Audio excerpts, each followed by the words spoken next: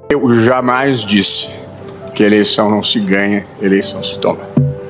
Essa é mais uma fraude que se pratica online de pessoas, de milícias digitais. Eu brinquei com ele que eleição não se ganha, se toma. Se toma. Eu queria lhe apresentar sua mesa referente. Está com som? Pode ser aqui, pode ser não. Porque essa é a democracia que nós conquistamos. Nós derrotamos a censura, nós derrotamos a tortura, nós derrotamos o bolsonarismo para permitir a democracia e a manifestação livre de todas as pessoas. Brasil precisa dessa resposta, ministro. Todo respeito. Por favor, Barroso, responde pra gente. Perdeu, mané, numa mola. Perdeu, mané! O ministro que venceu o bolsonarismo, hoje ele está se borrando de medo. Essa decisão do ministro Barroso caiu como uma bomba. O medo, ele toma conta de todo o STF. O ministro Barroso tornou público que ele vai ficar no STF até setembro, enquanto ele for presidente. Daí, ele está costurando com Lula uma ida para uma embaixada da Europa. Mas, meu querido ministro, já é tarde demais. A merda já foi feita. O ministro Barroso, ele está apavorado. Isso nunca aconteceu no STF. O Jorge Messias, da AGU, ele será a bola da vez. Mas a pressão para que seja colocada uma mulher no STF, ela será grande. Até porque a gente só tem a ministra Carmen Lúcia. E na época que a ministra Rosa Weber saiu, quem entrou foi o Flávio Dino. O ministro Barroso já viu que a vaca foi pro brejo. A escalada de Alexandre de Moraes, ela não tem limites. E ele quer, se picar. Ele sabe que vai cair também na lei Magnitsky. Ele será suspenso nos Estados Unidos e em vários outros países, além de ter a sua morte financeira. Barroso, prevendo isso, ele já tá se picando. Ministro Barroso, você é um covarde. Você tem que ficar. Você tem que aguentar agora tudo que você fez. E mais recentemente tivemos um decisivo apoio dos Estados Unidos à institucionalidade e à democracia brasileira em momentos de sobressalto. Eu mesmo, como presidente do Tribunal Superior Eleitoral, estive com o encarregado de negócios americanos. Tive muitas vezes, mas em 3 vezes eu pedi declarações dos Estados Unidos de apoio à democracia brasileira, uma delas do próprio Departamento de Estado, e acho que isso teve algum papel, porque os militares brasileiros não gostam de se indispor com os Estados Unidos, porque é aqui que obtêm os seus cursos e os seus equipamentos. Já basta já. Por que isso aqui é grave? Gente, isso aqui, na verdade, é um ministro do Supremo Tribunal Brasileiro pedindo uma intervenção norte-americana na eleição nacional. Na verdade, eles criaram essa narrativa de democracia, golpe, instituições e etc. Mas todo mundo viu que foi uma tática utilizada para tirar uma pessoa da cadeia e botá-la na presidência da República. Durante o período eleitoral, a gente não conseguiu sequer falar que o Lula é amigo do Maduro. Até isso, nós fomos obrigados a deletar das nossas redes sociais, baixo, a ameaça de fortes multas. E eu estou falando isso aqui para mostrar que o Alexandre de Moraes e o seu grupo, que sempre tem um pessoal por trás da cena que apoia o Moraes, o seu grupo, eles não são corajosos. Eles tinham o respaldo dos Estados Unidos, que é a maior potência militar e econômica do mundo. Então, se você for parar para analisar o que mudou de lá para cá, mudou tudo. Eles perderam esse auxílio moral, eles perderam, recentemente saiu mais uma notícia falando do envolvimento da USAID com o TSE, fizeram live juntos. Isso daí fora a estratégia também de você pulverizar o dinheiro da USAID em várias ONGs e pequenos outros grupos, o que dificulta a investigação, dificulta o rastreamento, torna os valores de menor importância, mas ainda assim o efeito é como o de várias formigas indo atacar algum corpo estranho dentro do formigueiro, né? Esse corpo estranho dentro do estabelecimento brasileiro é o Jair Bolsonaro, a pessoa que lutava pelo interesse dos brasileiros. Então, isso tudo mostra como é que o inimigo se comporta. E mais ainda, o que o Barroso está falando, de que os militares foram impactados pelas declarações do State Department dos Estados Unidos, porque é nos Estados Unidos que eles conseguem os seus cursos e os seus equipamentos. Isso daí não é novidade para ninguém.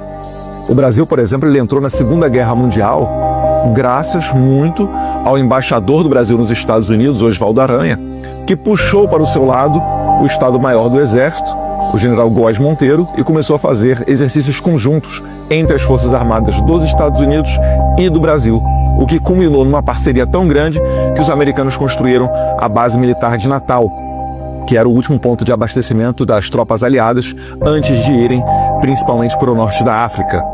E isso daí fez total sentido naquele momento, porque o então ditador do Brasil, Vargas, ele flertava muito com os sistemas do nazismo e do fascismo. E o Oswaldo Aranha teve muita inteligência em trazer os militares para perto dos americanos e assim colocar o Brasil na Segunda Guerra Mundial do lado correto.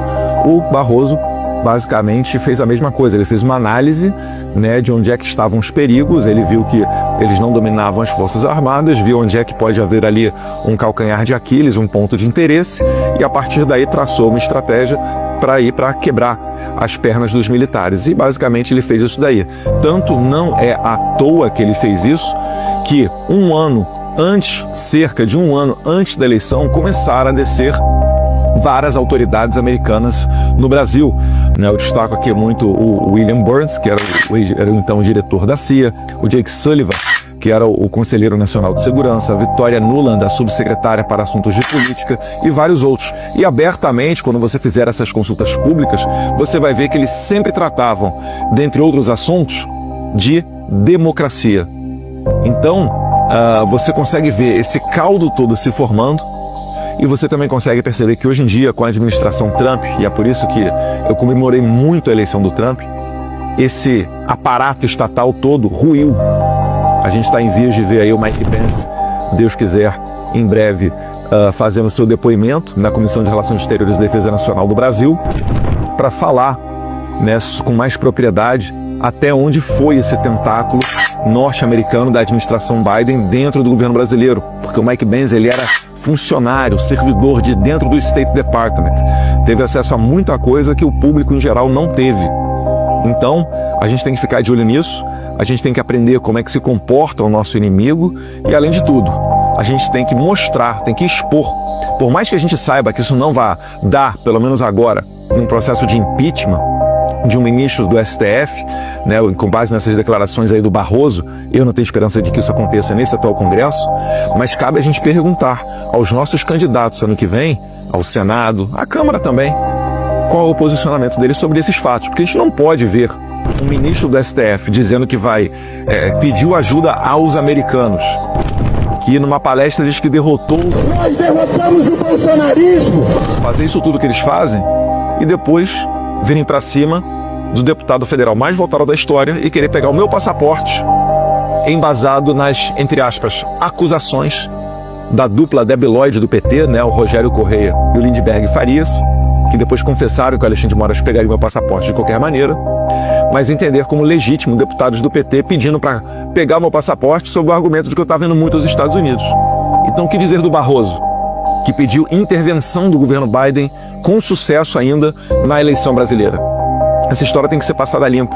A gente tem que documentar isso daí. A gente tem que levar isso daí ao conhecimento dos congressistas norte-americanos, para que a partir daí medidas enérgicas possam ser tomadas. Sem liberdade de expressão, a gente não dá nem um primeiro passo. Eu sei que muita gente fica desesperada aí na internet. Poxa, Eduardo, mas nada vai acontecer, a gente fala, etc. Não. Já está acontecendo. Se você não estivesse falando, eu não estaria nesse momento aqui nos Estados Unidos, entrando, né, nos gabinetes de autoridades e levando ao conhecimento deles tudo isso daí que está acontecendo. Eu só consigo levar ao conhecimento porque está tudo público. Porque eles aqui já escutaram alguma coisa, já, poxa, tem uma coisa errada no Brasil. E eu me arrisco a dizer que hoje em dia, pelo menos as autoridades com que a gente se encontra, já estão tão cientes do que aconteceu no Brasil quanto nós. E existe um constrangimento né, ainda que não tenha sido durante a gestão deles, foi na gestão anterior do Biden, existe o constrangimento aqui nos Estados Unidos deles terem contribuído de alguma maneira enquanto país para regimes como o regime atual brasileiro. Então pode ter certeza que você que tuita, você que me segue, você que expõe, mesmo sabendo dos riscos que isso implica, você está sendo um daqueles corajosos que está ajudando a escrever a história do lado correto. Não existe sucesso sem sacrifício. Então podem contar comigo, nós somos aqui a ponta de lança, não estou sozinho, tem mais gente junto comigo, né? Quase sempre o Paulo Figueiredo está aqui na Casa Branca, no Congresso, correndo para lá, correndo para cá. A gente praticamente um trabalho voluntário, tá? Eu tenho apoio de algumas pessoas, mas não é nem assim 0,00001% do que a esquerda faz com o dinheiro público, até porque a gente tem escrúpulo, né? A gente não assalta os cofres públicos para fazer aquilo que a gente entende certo. A gente faz o certo por uma questão de princípio. Então, eu agradeço a todos vocês que me seguem nas redes sociais e estamos aí trabalhando para um Brasil melhor. Tenho muita esperança que em breve a gente vai ter boas notícias. Um abraço. Mas no mais é só isso, pessoal. Beijo grande pra você, ficar com Deus, porque eu fui!